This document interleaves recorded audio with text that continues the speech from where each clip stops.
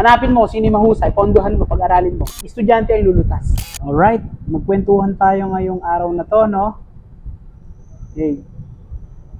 Kwentuhan tayo tungkol sa mga batang creative, ano? Ang isang estudyante or ang isang mag-aaral, maaaring ito elementary or secondary, ay maaaring makatulong o maaaring walang maitulong sa komunidad natin. Kaya nga dito sa paaralan, hinahasa yung mga estudyante para maging creative o mas lalong maging kapaki-pakinabang sa mga bagay-bagay na makakatulong sa community, lalo na sa paraan ng panglikha, okay, pag-imbento, okay, paggawa ng mga bagay na kung saan pinagsasama-sama niya lahat ng natutunan niya. Okay. Pag sinabing creative ang isang estudyante, ang ibig sabihin ay lumilikha siya ng mga bagay na kung saan ay makakatulong na mag-suggest kahit sa suggestion lamang, ano, especially ngayon yung social media ay talamak na.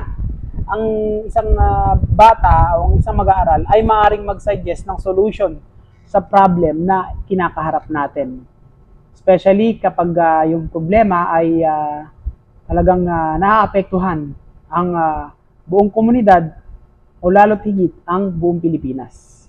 Example, halimbawa, ngayon, ito yung problema natin sa pagtaas ng gasolina, problema natin sa hindi mapigilang pagtaas ng mga bilihin, ay maaaring masolusyonan ng isang estudyante. Pwedeng estudyante ang lulutas.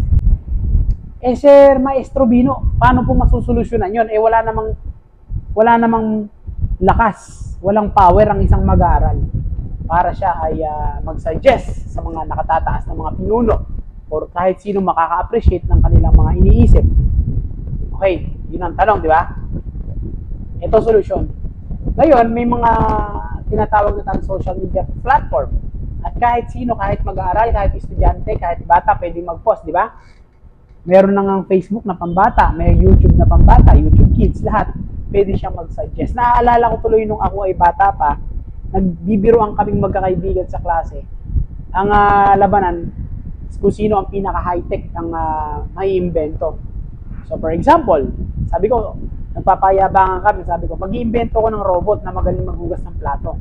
Isa naman, mag-iimbento ko ng isang robot na kung saan sasakay ka, hindi mo na di kuryente, hindi mo na kailangan maggasolina. So, napakalawak ng kaisipan namin noon, napaka-creative ng kaisipan namin. Kaya lang wala kaming support, no? Hindi na-appreciate yung mga bagay na siniisip namin kasi sa school nga hindi naman tinuturo yun, di ba? Okay, balik tayo dun sa problema sa gasolina. Alam mo noon na nagkwentuhan na rin kami. Kahit ngayon yung mga estudyante, ano kaya kung may maka-invento ng sasakyan ako saan hindi na kailangan ng gasoline, hindi na kailangan ng crudo. So, ang gagamitin lang, tubig. Ito, impromptu tong kwentuhan. Alam ko may naka-invento na ng research ko mamaya. May naka-invento na ng sasakyan or ng isang machine na kung saan yung tubig, kino-convert niya sa isang bagay na kung saan ay kayang patakbuhin ng kotse. Tubig, yung tubig, i-convert niya sa isang maaaring likido. Tapos makapagpapatakbo na ng isang sasakyan. Pero narinig ko rin noon na hindi naman ito na-appreciate. Hindi ito nabigyan ng halaga ng gobyerno, gobyerno. Nung panahon na yon, elementary pa lang kami during 90s.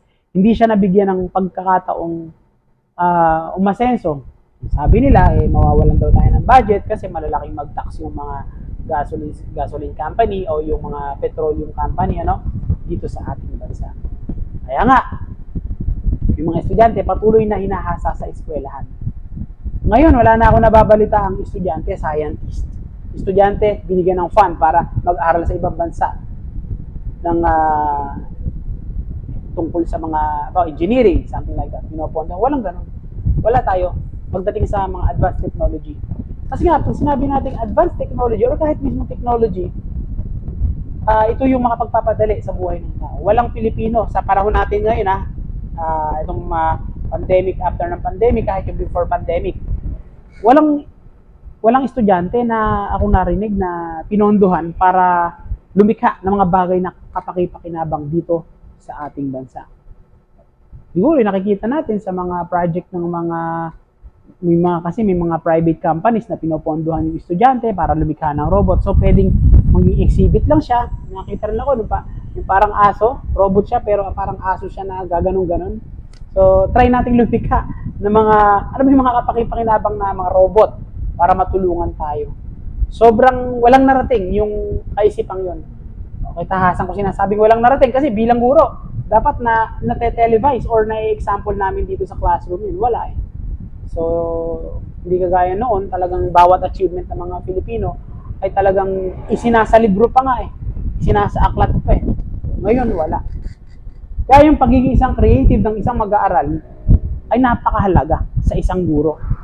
Kung may fund nga lang tayo, popondohan natin yung estudyanteng matalino, magaling, may kakaibang pag-iisip na maka-invento ng isang bagay. For example, naka-invento ng drone, okay, popondohan natin. Pwede eh. Kaso, yun nga, yung mga creative pupils ay sobrang halaga sa community. Sila, kaya nga sabi ni Dr. Jose Rizal, ang mga kabataan ng pag-asa ng bayan, sila kasi yung mga magigila, sila yung mga interesado, sila yung mga excited sa lahat ng bagay, curious. Hindi kagaya nating mga young adult na kung saan, parang, para sa atin, parang medyo boring na yung mga bagay na gano'n. Mahalaga, kumita tayo ng pera, something like that.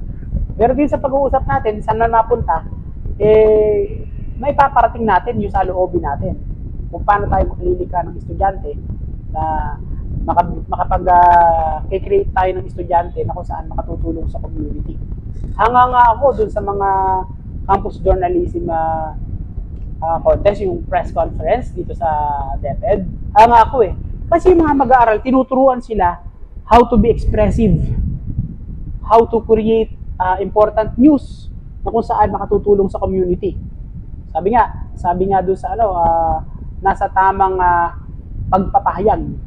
Okay, paglikha ng balita, avoid gossiping, avoid fake news. Yan yung mga estudyante diyan kukuha. Dapat din tayo kumukuha ng mga estudyante mga future reporter and journalist eh. Sila kasi yung mediator or sila yung tagapamagitan between government and subordinates. Sila yung tagapamagitan between problem and solution. Sila yung makalilikha. Napaka-expressive nila, especially today that social media is so interesting para sa kanila. No? Sino pa ba yung mga dapat nating bigyan ng pondo? Yan, yung mga sa APP, sa TLE, yung mga Techno-Olympics, yung mga paligsahan, pagalingan, pagalingan sa arts, pagalingan mag-invento, pagalingan lumikha ng negosyo, yan, yung mga Techno-Olympics na yan sa TLE, APP, dapat may pondo yan eh. Government mismo magpopondo para sa ganun, hindi lang basta contest. Kukunin yung winner na yon, tapos susweldohan yon. Pag-aaralin sa ibang bansa o dito mismo sa Pilipinas, i-improve siya hanggang sa maging isang malupit na nilalang. Ayun, malupit na nilalang. So, saka yung mga teachers na natuturo ng yung mga sa kuryente, mga electricity, yan, dapat, yan eh. Kailangan na nating maging advanced. Nang sa ganun, ay makita talaga natin na yung bata or yung estudyante nag-show off siya, nakatutulong siya. Kasi pag pansinin mo sa mga test, ano ang masasabi mo kapag narinig mo o nabasa mo ang ganitong bagay? Ayan, mga ganun eh. So we are trying to teach our pupils to be reactive, to be creative, and responsive sa mga bagay na nababasa o nakikita. And para sa akin, as a result of their being informed, kailangan merong output, kailangan merong result yung kanilang mga natututunan sa paaralan. Meron namang ganun, mangilan-ngilan. Pero if we push, kung ipupush natin na maging yung mga estudyante, i-develop nila yung pagiging creative nila at lumikha ng isang bagay na makakatulong sa community, sa bayan, sa buong bansa, sigurado ang bansa natin ay uunlad ng mabilis. Mabagal yung pag-unlad ng bansa natin, sobrang bagal.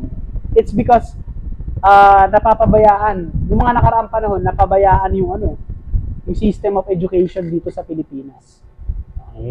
Makikita naman sa balita, di ba? Academically, napapabayaan noon. Pero ngayon, nagkakaroon na tayo unti-unti tayo nagkakaroon ng magagaling na leader. Na kung saan, nililinis lahat ng rumi, pinaplantsa lahat ng gusot dito sa ating bansa. Ngayon ito sa panahong ito, 2026. So siguro, sapat na yung kwentuhan natin na yan para na sa ganon, ay makita nyo rin yung vision ko bilang isang vlogger or content creator na public teacher. Tapos, pag-share ako ng mga thoughts na ganito, especially ngayon, I'm trying to make video. So, nakatutok sa aking camera. Nagtatry ako na i-reach out yung mga makapangyarihan or yung may alam para matugunan yung problema natin sa edukasyon at sa papupaunlad ng bansa. Yun yung tinutumbok natin eh. Hanapin mo sino yung mahusay, pondohan mo, pag-aralin mo. Yung mahusay na yan, it's a kind of leveraging, ano? So hindi na ikaw mismo yung magpapaunlad ng bansa, kundi gagamitin mo yung mga tao na mahuhusay sa bansa mo para sila yung mag-aangat sa gobyerno, mag-aangat sa bansa, para tungo sa ikauunlad dito. Thank you very much. Always remember that. Tandaan niyo po every human is a student in this giant classroom called life. Thank you.